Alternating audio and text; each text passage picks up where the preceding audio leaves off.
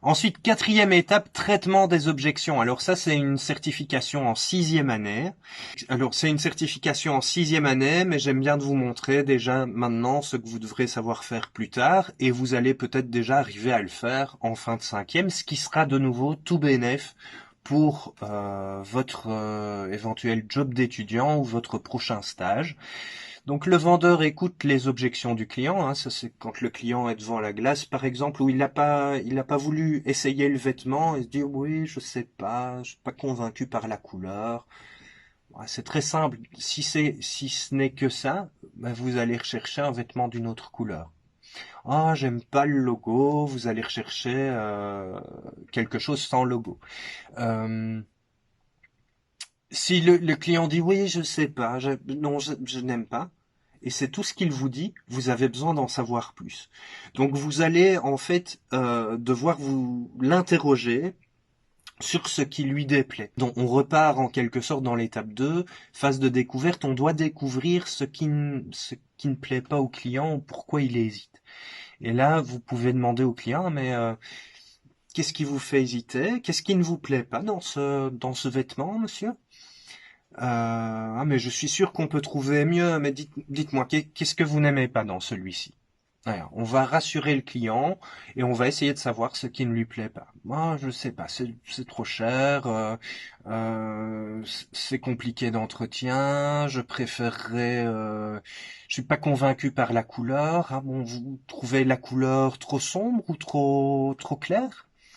Euh, voilà, donc des petites questions comme ça. Et je vais vous demander aussi, s'il y a des objections, de reformuler. Donc si j'ai bien compris, on utilise la même petite technique, hein, donc si j'ai bien compris, vous trouvez que cette veste est un peu trop claire.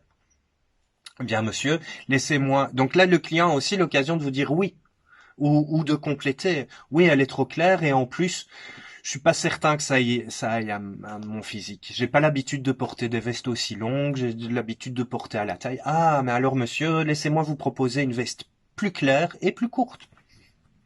Et vous y serez. Donc reformule les objections du client, répond en fonction du socio-style du client, matière de 6e, ne vous inquiétez pas. Le vendeur répond à toutes les objections formulées par le client, ben voilà, et en reformulant, en fait, on va aller voir s'il n'y en a pas d'autres. Et on arrive à la 5e étape. D'habitude, dans une vente complexe, si vous vendiez par exemple un appartement, si vous vendiez une voiture, c'est à ce moment-là qu'on arrivera à parler du prix et que le client essaierait de négocier. La même chose si vous êtes dans du business to business, que vous êtes commercial pour une entreprise qui vend à une autre entreprise, il y a toujours une négociation. Et cette négociation, elle porte souvent sur le prix, pas que, mais quand même souvent. Ici, comme on est en train de vous former à une vente plutôt en magasin, on sait qu'on va pas négocier le prix.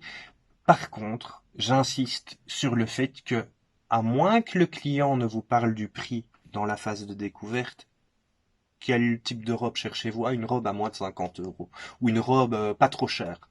Là, vous devez creuser la question du budget.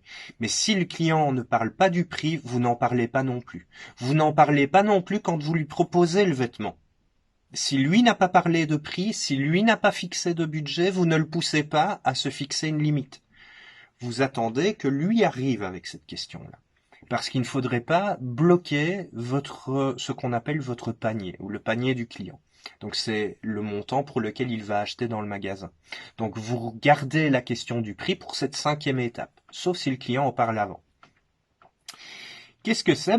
Normalement, à cette étape-là, le client, puisque vous ne lui avez pas parlé du prix, le client va vous demander mais combien ça coûte.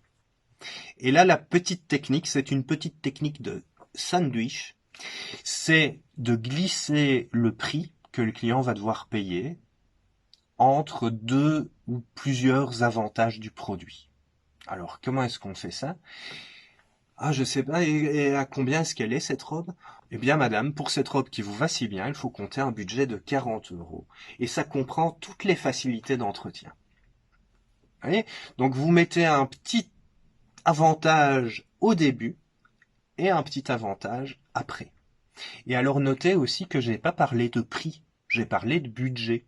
Pourquoi? Parce que le budget, c'est plus facile à accepter qu'un prix. Un prix, il faut le payer. Un budget, on peut faire avec plus facilement qu'un prix.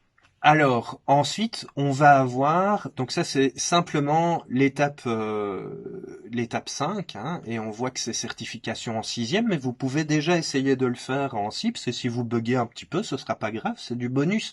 Vous aurez déjà essayé de le faire devant un jury.